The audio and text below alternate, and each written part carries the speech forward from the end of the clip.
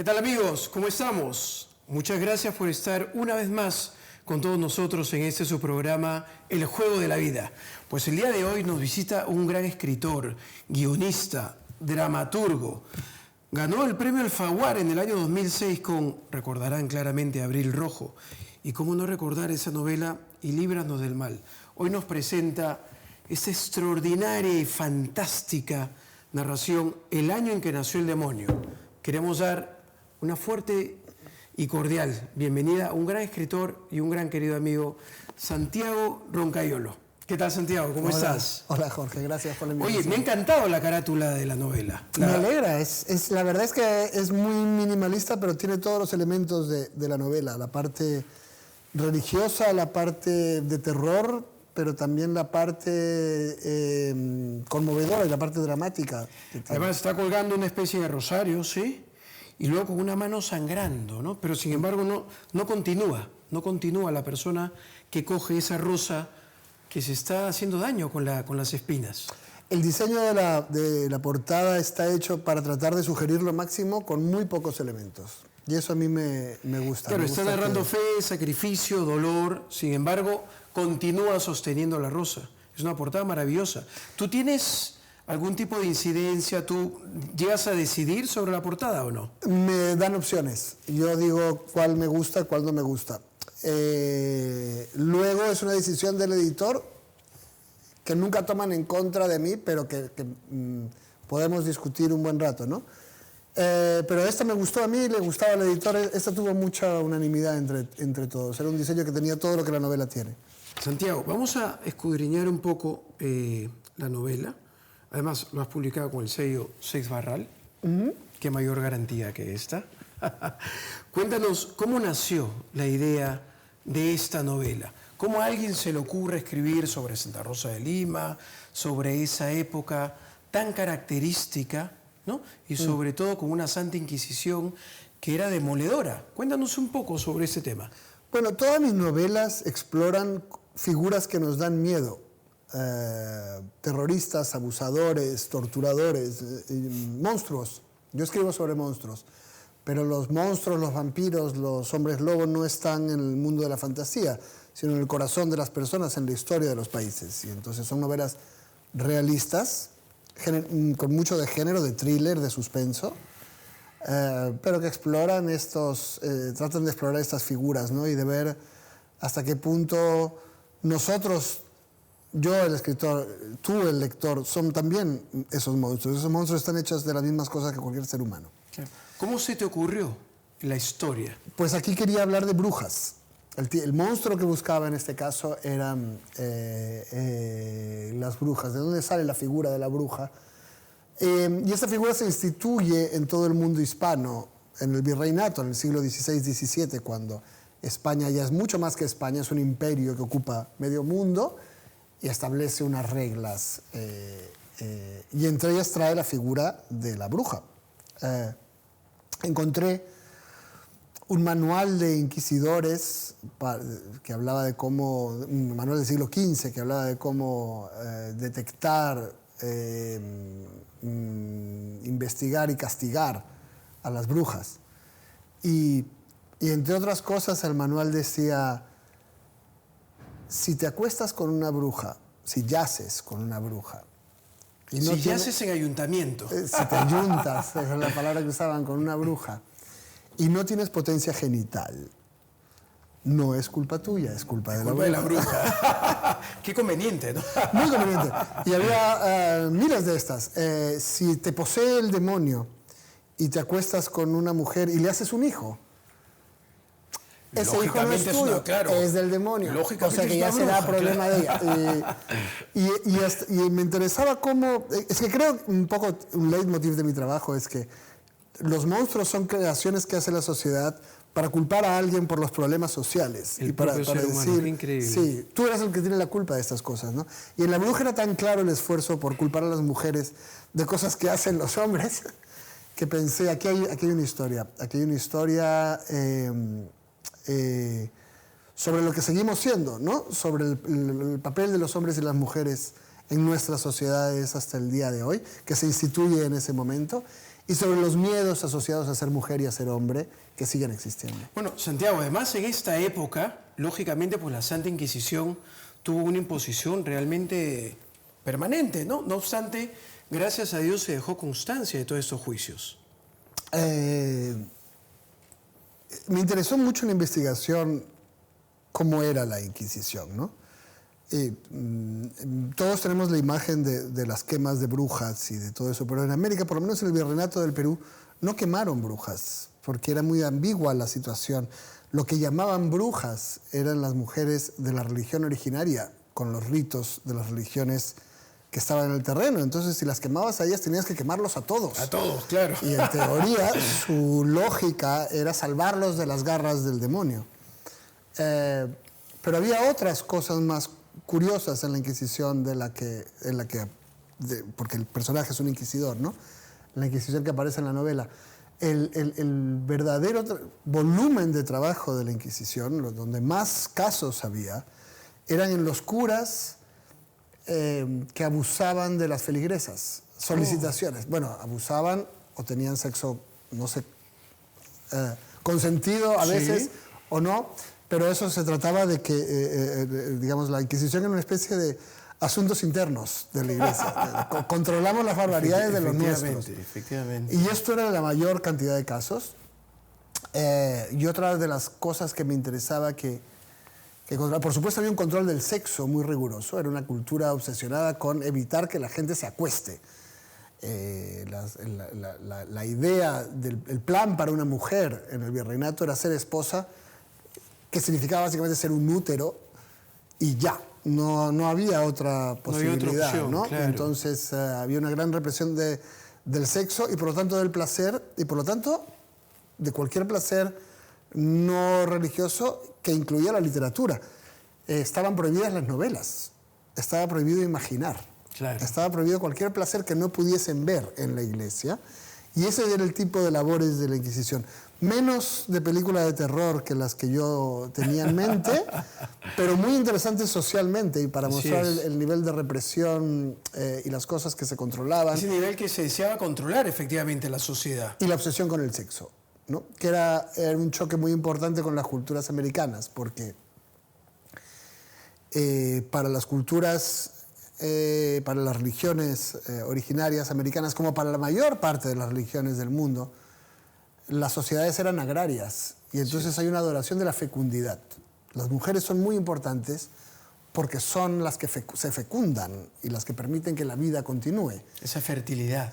En quechua, la tierra es una mujer, la Pachamama. Es la madre tierra la que se fecunda como se fecunda una mujer para producir las cosas que vamos a comer. Entonces había una oposición radical entre la cultura originaria y la que llegaba, cuya obsesión era que no las fecunden. Además, porque, digamos, bueno, somos católicos, la hipocresía siempre existió a raudales, pero en España, de donde viene esta cultura, la hipocresía era más fácil porque todos son del mismo color, o eran del mismo color. Entonces, si tú tenías un hijo fuera del matrimonio, más o menos tendría la piel blanca y el pelo negro. Se mezclaba. Pero en América no funcionaba así. Si alguien tenía sexo fuera de su núcleo matrimonial, el niño iba a salir claramente de otro color de piel, de otro origen, ¿no? Entonces había una obsesión especialmente desesperada con impedir toda esa sexualidad, impedir que se desboquen los apetitos carnales. Qué interesante, es curioso, ¿no? Yo leí una encíclica ¿te acuerdas del Papa Ratzinger? Lógicamente, él dijo que, además lo manifestó claramente, que la Iglesia se echó a perder en el momento que fue parte del Estado. Es decir, con el Concilio de Nicea, en la época del emperador Constantino, pues a partir que se adopta la religión cristiana... Se echó a perder casi toda su historia. Efectivamente, claro, no era el cristianismo primitivo. Entonces, tú en esa novela, que además recoges todas esas peripecias y toda esa narrativa, ¿tú crees realmente que la Iglesia Católica llegó a cometer esa serie de tropelías o hay mucha ficción? Es decir, ¿te has nutrido de crónicas, de elementos históricos o la gran parte es ficción. No, la novela está basada totalmente en hechos históricos, en hechos reales, en personajes reales incluso. Santa Rosa, claro, el virrey Esquilache existieron y sus retratos vienen de los retratos históricos. Lo que he hecho es juntar en un año cosas que en realidad ocurrieron durante toda la mitad del siglo XVII. Wow, qué interesante. Para hacer un retrato del siglo XVII, claro, y de ese momento fundacional, ¿no? La invasión de los piratas fue un poco después, Esquilache se fue un poco después, Santa Rosa muere un poco antes, pero traté de concentrar en una narración que sea trepidante y que tenga acción, un retrato de este momento fundacional del mundo hispano y de la cultura que seguimos compartiendo en más de 20 países y en 2 continentes. La iglesia era parte del Estado, claro, porque la iglesia era... Es que la iglesia era la que daba una legitimidad o una excusa, según se quiera ver, moral a la conquista. Sí, sí. Sin la iglesia era la que decía, hemos venido a salvarlos de Satanás. Sin la iglesia esto era solo un expolio de las materias primas. Para que esto tuviese algún sentido humano y aceptable. Claro, cuando Carlos V le da las capitulaciones, tanto a Hernán Cortés como a Francisco Pizarro, a pesar de que eran empresas privadas, ¿no? Le decía, lo más importante es que puedas cristianizar. Exacto. Salvar almas. Exacto. Ellos pensaban... Y que no mates a ningún rey porque es el equivalente a mi persona en esas tierras. Qué curioso. Bueno, esta novela empieza en el momento en que se instituye el virreinato, que es el momento en que ya no hay conquistadores. El problema que tiene España cuando llega ahí es que los conquistadores, los Pizarro, los Hernán Cortés, sí, y sus tropas, que están muchas veces hechas de los delincuentes que huyen de España, claro que sí, llegan ahí, conquistan ese territorio y según los trate España, se pueden sentir tentados ellos. Las primeras tentaciones de independencia fueron de los conquistadores. Desde luego. Que dijeron, a nosotros porque estos españoles nos van a decir... Porque tenemos que pagar el quinto real, claro. El 10%. ¿Quién claro conquistó esto, no? Y entonces hay un momento... Bueno, hay luchas contra los conquistadores desde España. Y cuando ya no están, ya han muerto, llegan nuevos virreyes a establecer las reglas del imperio y siempre a recibir el poder desde la metrópoli, ¿no? Desde España. Entonces, esto, uno de los episodios que narra esta novela es la llegada de un virrey Esquilache que llegaba con un séquito de 120 españoles y los ponía en todos los puestos públicos. Claro. Que a la larga esto es lo que daría razón a la independencia. Todos estos descendientes de españoles no eran considerados españoles por los españoles. Efectivamente. Y veían cómo llegaban unos y se hizo un cambio de gobierno, vamos. Claro, vamos a romper vínculos porque esta gente viene y nos pone los puestos públicos y nosotros aquí llevamos 2 siglos y nunca somos los regentes, los virreyes, los poderosos. Sí. ¿No? Santiago, ¿cómo una novela tan interesante, tan intensa? Además, cada página te lleva de una u otra manera a otra historia y otra historia y otra historia. ¿Cómo se te ocurre escribir esta narrativa, esta novela? Porque yo presumo que, o sea, al ser tú un escritor tan reconocido, laureado, consagrado, tendrías muchísimas historias para desarrollar. ¿Por qué esta historia? No tienes mucho. Yo no, por lo menos yo no tengo muchas historias, porque si haces un guión, yo también hago guiones. Si haces un guión, sí que hay una serie de hechos de la historia que además discutes con un equipo y en fin, hay muchas cosas que puedes hacer. Pero en una novela no puedes contar cualquier novela que quieras, porque es un lenguaje, tienes que sentir muy cerca las cosas de las que tratas para poder escribir esas páginas, para poder encontrar una música de las palabras que no existe en un guión y que no solo tiene que ver con la historia. Entonces, para mí es muy difícil encontrar las historias que pueda contar. Se me ocurren miles de historias que serían buenísimas, pero que no puedo contar yo. Y en este caso, como te decía hace un rato, empecé explorando la idea de las brujas.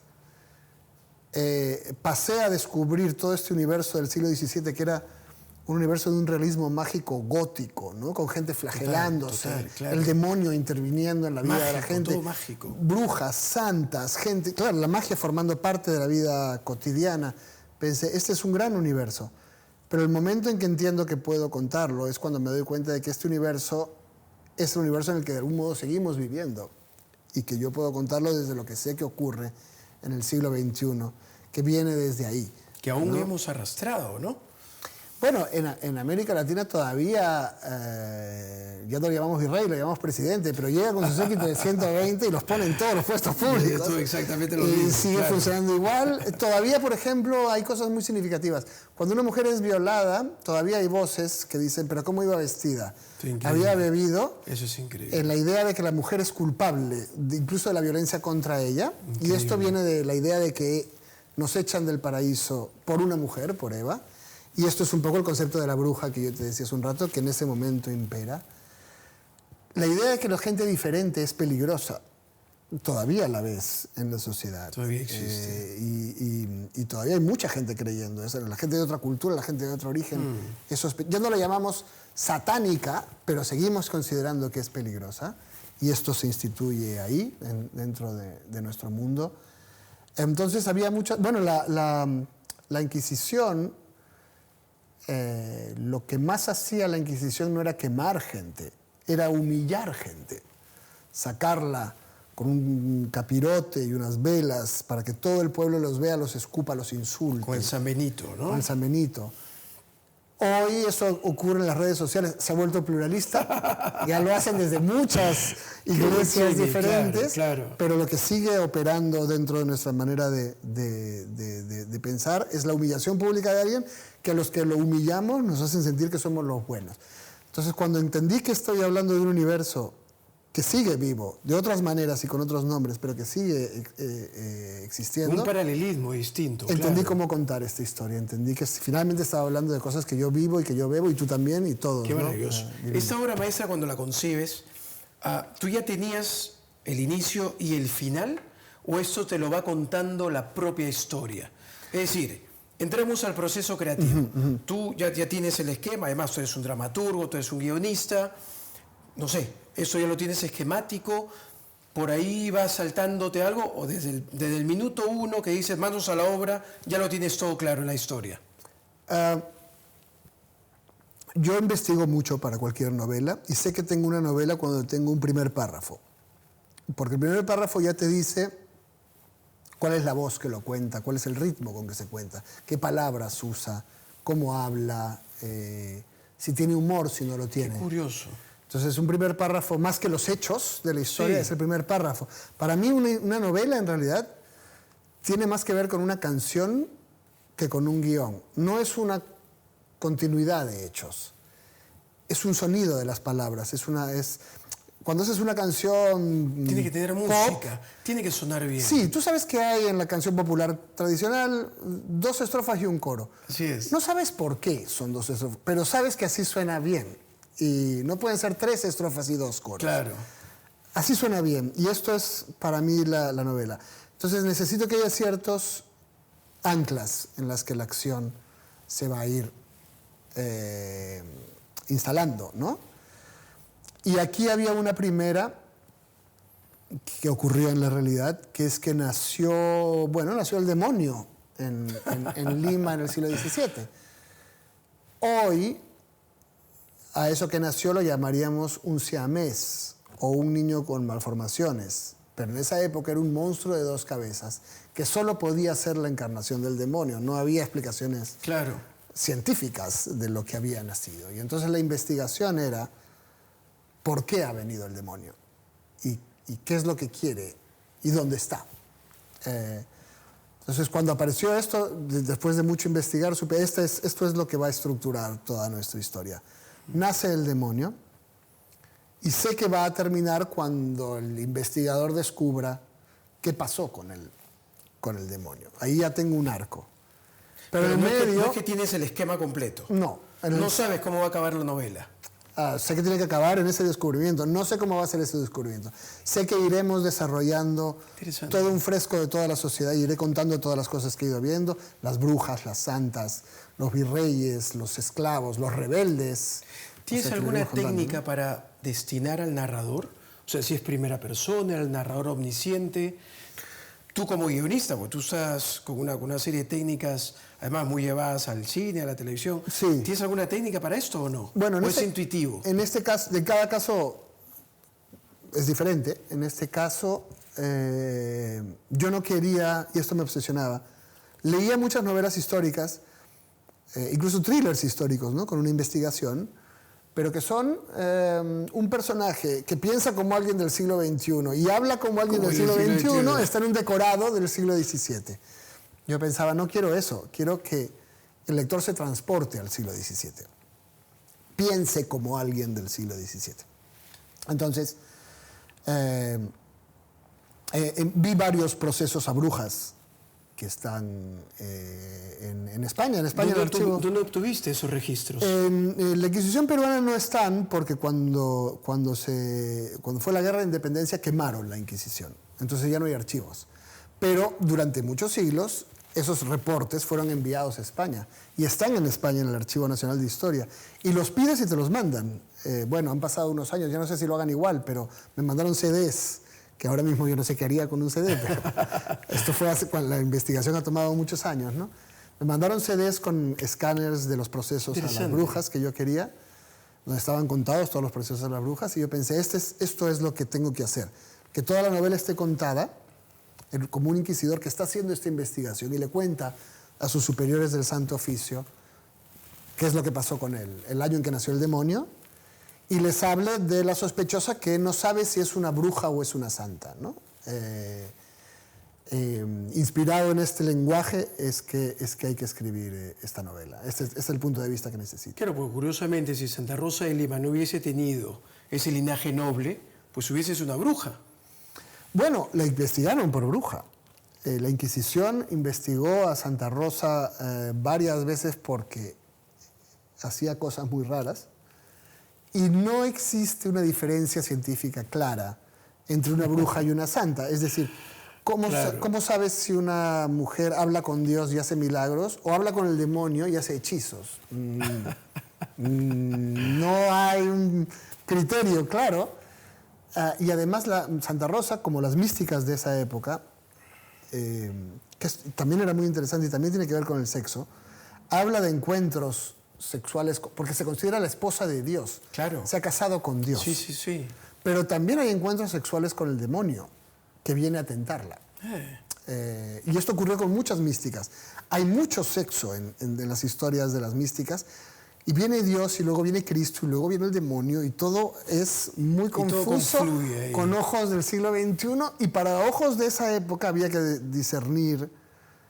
Pero entonces, cuando ella habla, ¿quién habla? ¿Cuál de todos estos está hablando? ¿Y quién se ha acostado con ella por las buenas y quién por las malas? Entonces, parte de la investigación inquisitorial era decidir qué sexo fue consentido y qué sexo fue forzado. Sexo que tuvo con Dios o el sexo que tuvo con el demonio. Exacto. Y esto era una investigación judicial. De la época, claro. Pero completamente poética y literaria. Digamos que dependía de la imaginación y frecuentemente de los caprichos de unos funcionarios que además eran hombres, y quién sabe qué pensaría cada uno, ¿no? Pero eso formaba parte de un mundo en que la magia estaba dentro de la vida, ¿no? Tú no te preguntabas si había una tormenta, cuánto durará la estación de tormentas y de dónde vienen los vientos. Tú te preguntabas, ¿la ha mandado Dios o la ha mandado el demonio? Y tú cambiabas tu conducta, si sentías que Dios te ha mandado la tormenta para castigarte, te tenías que portar mejor. No funcionaba, pero así era la vida y se reinterpretaba cuando no funcionaba según conviniese. Como un escritor y también guionista como tú, mantiene el equilibrio para no abusar de los guiones, para que no se convierta, ¿no?, la novela, pues única y exclusivamente en un guión cinematográfico, que además te diré, esta novela claramente la veo ya sea en Netflix claramente o en una película, pero has tenido ese equilibrio de llevar a cabo un guión. Además, yo leí una novela, una obra, no una novela, es un ensayo de Jorge Basadre, en el cual hablaba del río del Puente de la Alameda y describía Lima de esta época, y has cogido realmente el diálogo y la manera como se hablaba en el siglo XVI, siglo XVII, muy interesante. Entonces, como un guionista como tú, ¿sabe cuál es el equilibrio para llevar a cabo una novela y que tenga esa musicalidad?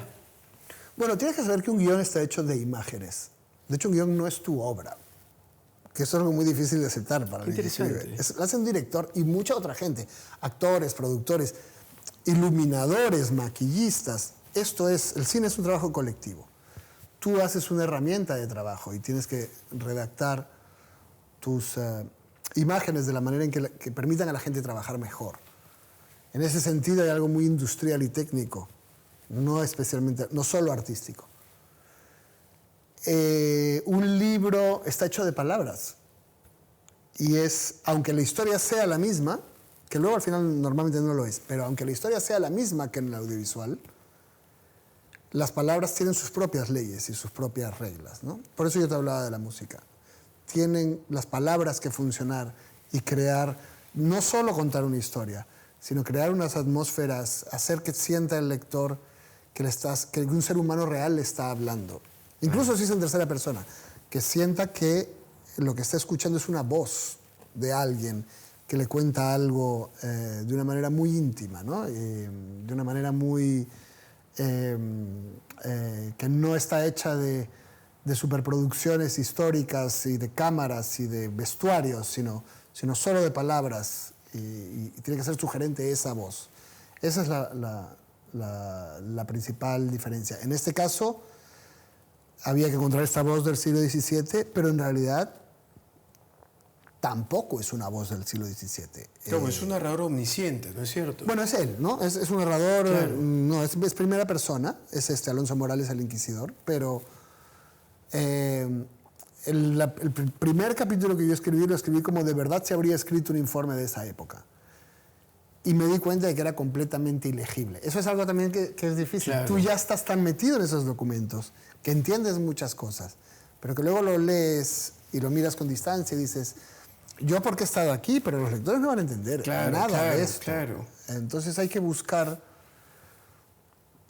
un equilibrio que te haga sentir que estás en esa época con suficientes elementos de ese lenguaje para que sientas que entras ahí. Pero a la vez con un ritmo y una acción y una visualización del siglo XXI para que sea placentero y divertido y quieras saber qué pasa en las siguientes páginas, ¿no? Por ejemplo, en el siglo XVII no había puntos aparte. El punto aparte es una invención posterior, cuando los textos se vuelven más largos y hay que separarlos. Poner punto aparte es una aberración histórica. Pero de verdad que el lector agradece que haya puntos aparte. Bueno, desde luego, sí. Y cuéntanos, cuando ya te pones manos a la obra, ¿tú tienes alguna rutina? ¿Cumples con alguna rutina? Sí, soy un fanático normalmente, o sea, trabajo muchas horas al día. ¿Cuál es tu rutina? Las novelas, paso mucho tiempo escribiéndolas pensándolas antes de sentarme a escribirlas. Una vez que me siento a escribirlas, necesito que se escriban con una gran continuidad para que el lector tenga esa misma continuidad, ¿no? No puedes detenerte, ¿no? En esa... No, esa narrativa. digamos, no tienen que ser 20 páginas al día, basta con que tengas una página al día, pero una página al día para que haya en tu cabeza también todo esté procesándose con un ritmo y esa música siga sonando, ¿no? Y entonces trabajo todas las mañanas en una novela y el resto del día ya en otros proyectos. Y prefiero tener 1 o 2 horas buenas de trabajo que trabajar 8 horas y y la mitad de ellas estar demasiado cansado, ¿no? ¿Escribes directamente en el ordenador? Sí. ¿O a mano y luego lo corriges? No, una vez escribí una novela a mano por probarlo. Hice 2 cuadernos. Lo que tiene de bueno eso es que luego lo pasas en el ordenador y entonces ahí ya corriges. Ahí vas corrigiendo, claro. Pero normalmente escribo directamente en el... Además, ni siquiera tengo un ordenador en condiciones, tengo una tableta. Viajo mucho y es una tableta grande con un teclado fuera y entonces puedo escribir en hoteles, puedo escribir para no romper el ritmo trato de escribir aunque sea un poquito siempre. Claro, por ejemplo, ahora estás con la promoción de esta novela, El año en que nació el demonio, y estás realmente liado, estás ocupado, estás viajando todo el tiempo. Sí, y un poquito de la siguiente siempre estoy escribiendo, aunque sea poquito. ¿Cada capítulo que escribes lo sometes a alguna crítica? ¿Se lo muestras a alguien? No muestro a nadie hasta que no está terminado. Todo, y cuando está terminado, ¿Quién es tu primer lector? Mi mujer, mi madre, gente muy cercana de manera personal. Quiero que ellos me digan si disfrutan de la experiencia de leer. No es gente que se... Bueno, mi madre fue editora y escribe también, pero no se dedica profesionalmente a escribir, ¿no? No está Bueno, tu padre diplomático, intelectual, así es que... Sí, pero no son parte de industria editorial. Pues esta gente primera lee por placer. Y te dan los primeros comentarios. Sí. Y una vez escuchado eso, no hago nada todavía y ya empieza la industria, ¿no? Mi agente, mi editor, el editor que generalmente tenemos una idea de quién puede ser el editor. Según el tema, hay gente a la que se lo mando porque pueden saber, por ejemplo, en una novela que tenía un asesino en serie, tuve un primo mío que es médico que fue mi asesor de cadáveres, porque cada muerto estaba asesinado de maneras diferentes, pero hay que saber mucha anatomía para que estén todos los muertos bien, ¿no? Para que sea persuasiva la novela. Sí, y sobre todo para no meterle un cuchillo por el hígado y que esté en el riñón. el pulmón, claro. Me acuerdo que mi primo leyó esa novela y me dijo, bueno, tus cadáveres están muy bien, me alegra que derives este tipo de ideas hacia algo creativo como la literatura. Porque te veo muy puesto en cómo descuartizar a la gente. Y luego dijo, el único problema es que uno de tus cadáveres se ha desangrado por completo y está todo morado. Y él me dice, no, si se ha desangrado por completo está blanco. Claro. Estás morado por la sangre coagulada. Claro. ¿No? Pero morado se veía muy bien y lo dejé morado. Queda mejor así. Sí, blanco como leche no parece un dormido, no parece un muerto, ¿no? Siempre considero mucho cómo las cosas se perciben, no necesariamente como son realmente. Pero siempre tengo a alguien que me haga notar este tipo de detalles. Cuando hay cosas muy técnicas, ¿no? En este caso, historiadores leyeron la novela para es decir, has consultado con algunos historiadores, sí, claro. Te has nutrido de ellos. Historiadores amigos le echaron un vistazo, me ayudaron a... discutimos mucho sobre hasta qué punto... o sea, todo es muy rigurosamente histórico, pero está esto que yo te decía antes, de que se comprimen en un año cosas que han pasado en años diferentes. ¿Tú consideras que un buen escritor es un buen lector? Debería no necesariamente. Debería serlo. ¿Tú eres un buen lector? No sé si soy bueno, pero leo mucho. Y siempre estoy pensando a partir de lo que leo, ¿no?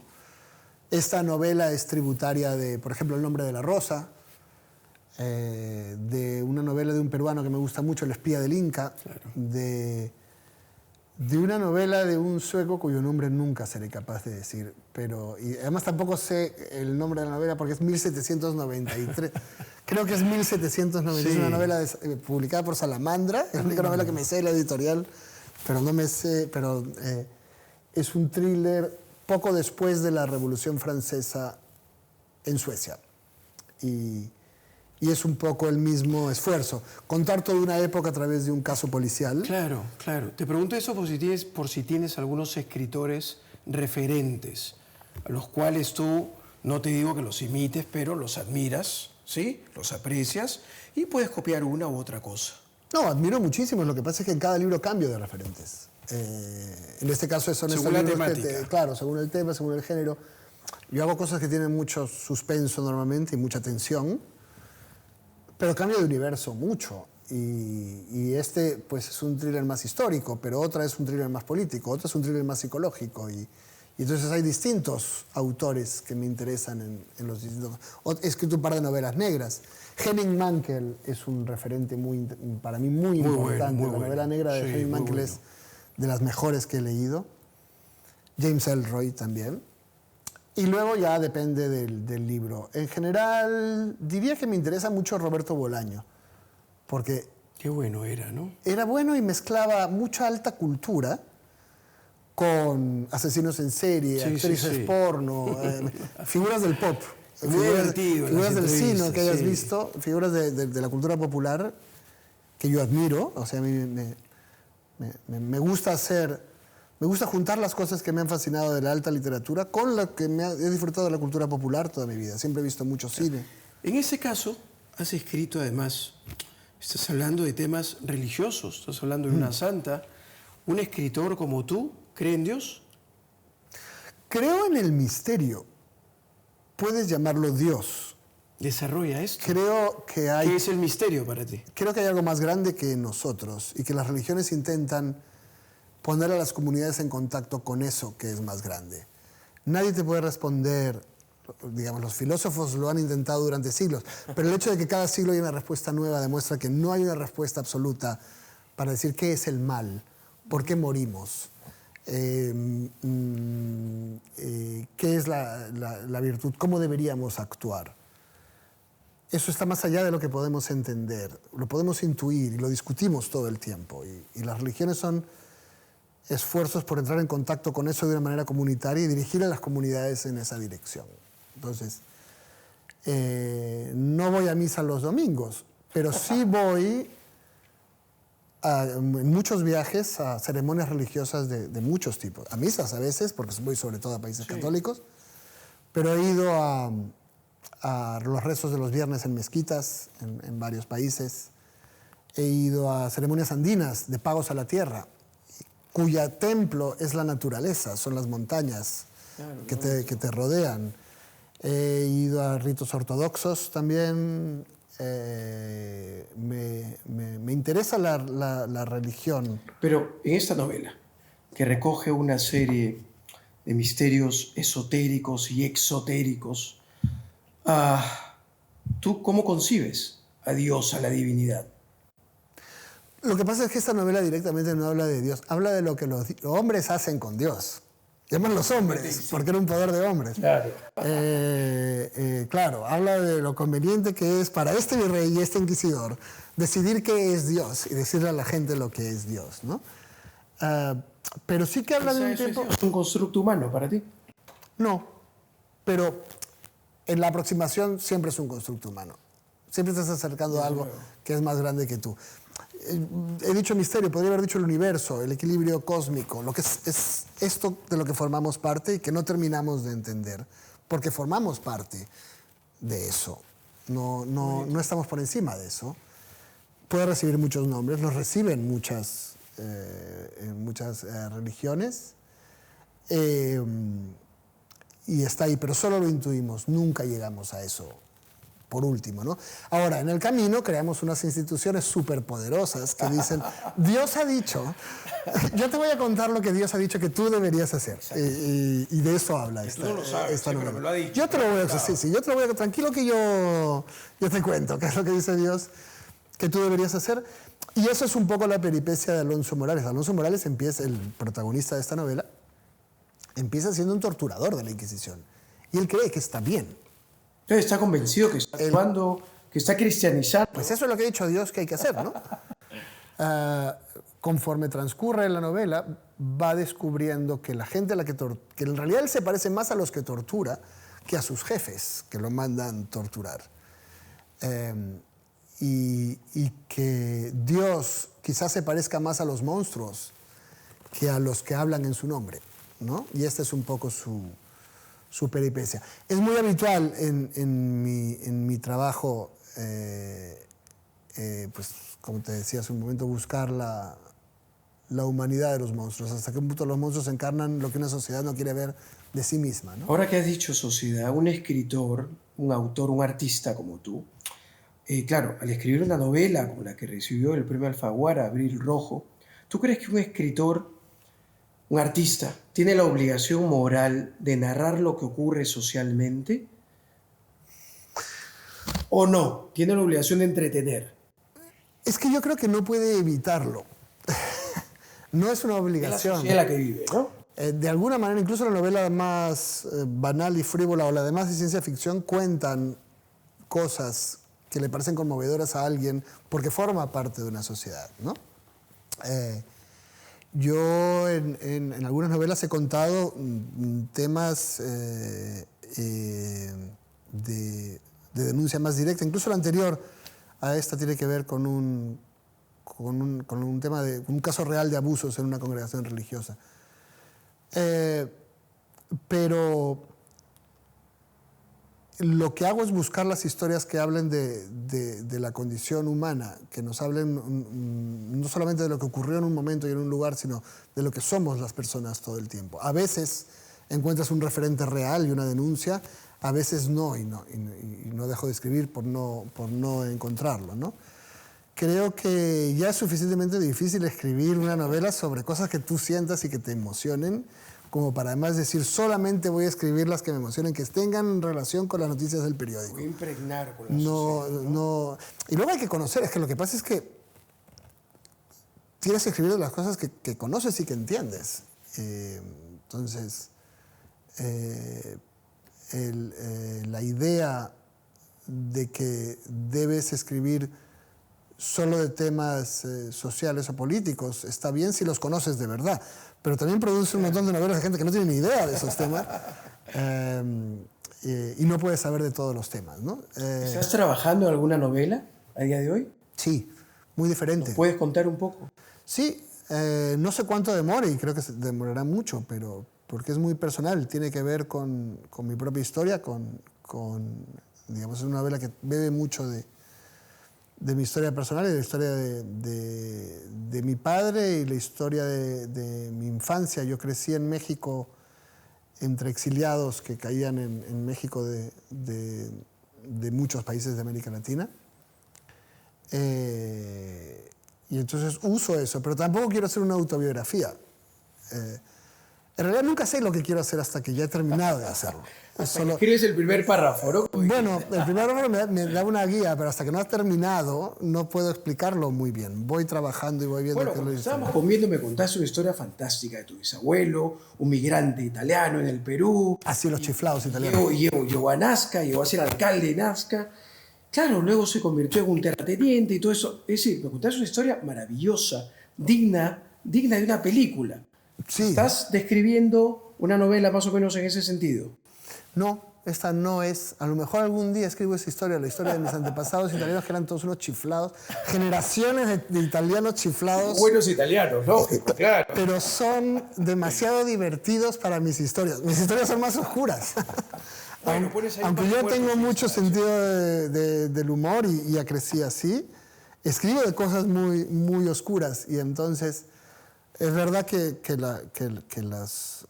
mis antepasados italianos son muy divertidos. Y siempre cuento la historia y es un éxito de todas mis generaciones de chiflados italianos. Pero como son muchas generaciones, no tienen tensión. Necesitas que haya... ¿Qué es lo que me pasa aquí, no? No hice muchas generaciones. Vamos a juntar todo en un año para que haya esa tensión, esa urgencia del thriller, de saber qué es lo que pasa. Que en esta historia sería más difícil. Aunque quién sabe, quizás algún día encuentre la manera. Siempre hay una manera. Estamos llegando al final de la entrevista. Tú sabes que hay muchos lectores que te queremos, que te admiramos, y muchos de ellos pues admiran tu narrativa, tu prosa. ¿Qué recomendación, qué consejo les darías a todas estas personas que quieren escribir, que quieren iniciar ya no diré una carrera literaria, pero bueno, el hecho de contar una historia, de narrar un evento, ¿cuáles serían las bases? ¿Cuál sería la recomendación para ellos? Pues si admiras lo que yo escribo, no hagas eso. Y si admiras lo que escribe, no sé, quien sea, Paul Auster, Vargas Llosa, Joyce Carol Oates, Carmen Posadas, no hagas eso. Lo más difícil es encontrar quién quieres ser tú y encontrar qué voz es la que tú quieres narrar, de qué quieres, qué es lo que a ti te inquieta. Además, tampoco es algo que descubras en plan muy racional. Yo mismo voy cambiando mi descripción de mi propio trabajo conforme va ocurriendo. Qué maravilloso. Entonces, descubrirlo es un proceso. Esa es la clave de tu éxito, ¿no? El ser tan auténtico. No creo que pueda ser otra cosa, o sea, no creo que sea una opción. Tiene que ser. Tú tienes que conectar con alguien que está leyéndote y él tiene que sentir que está hablando con un ser humano. Por eso te decía que es diferente que en un guión. creo que las historias interesantes están en la pantalla. ¿Y qué te hace auténtico? Lo que te acerca a un libro es una voz, es sentir que esa persona te está contando algo que le importa mucho. ¿Qué te hace auténtico? ¿Cómo logras esa autenticidad? ¿No traicionándote quizás? Sí. ¿Escribiendo lo que te dicta el alma? Yo diría que tratas de no pensar en cómo quién quieres escribir, qué premio quieres ganar, cuánto quieres vender. Tratas de pensar en cómo te parece que debería ser un libro. Lo cual implica que muy probablemente a la mitad del libro digas, pero este libro no podría comprarlo. Y que le ocurre además a muchos colegas a los que yo admiro mucho. Escriben libros que no se van a vender mucho porque son los libros que ellos quieren escribir. Y a lo mejor ese eres tú. Los mejores libros que puedes escribir son los que tienen que ver con tus emociones y con lo que tú eres. El verdadero trabajo difícil es desprenderte de todo lo que se supone que deberías hacer, o para tener buenas críticas, o para vender mucho. ¿Por qué un escritor escribe? ¿Por qué Santiago escribe? Porque la vida real es muy poca cosa. Yo empecé a leer, es que me acuerdo muy bien, yo crecí en una Lima sitiada, en guerra, tú también, en un lugar muy violento.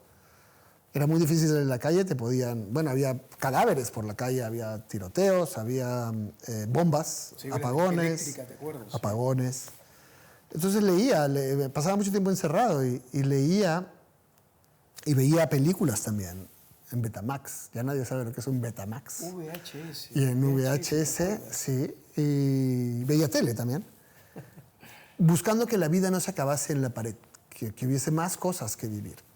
Yo creo que con la pandemia, además, yo volví a recordar todo eso. Yo crecí en una especie de pandemia. Estábamos confinados porque era muy difícil salir a la calle. Y la pandemia intensificó algo que al final es lo que siempre hacemos. Nuestra vida termina en muy poca gente y en 4 paredes. Las historias nos hacen vivir más, nos dan más vida. Por eso las leemos y por eso las escribimos. ¿Tú crees que en Perú y en general en Latinoamérica estamos muy orientados hacia contar historias? Porque cada vez que te encuentras con alguien es, oye, te cuento. Es decir, te están narrando una historia. Oye, te cuento lo que pasó, te están narrando historias constantemente.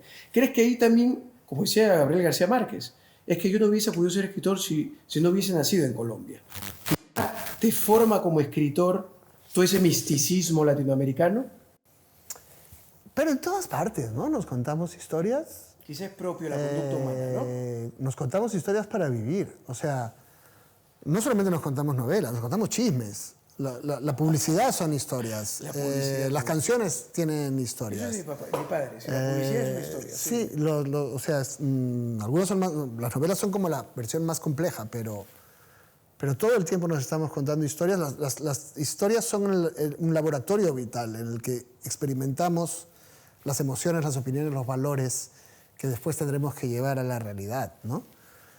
Quizás es verdad que los latinoamericanos hablamos de vida privada de una manera en que no se habla en otros sitios, ¿no? Y eso le da mucha humanidad a las historias y por eso inventamos el culebrón, ¿no?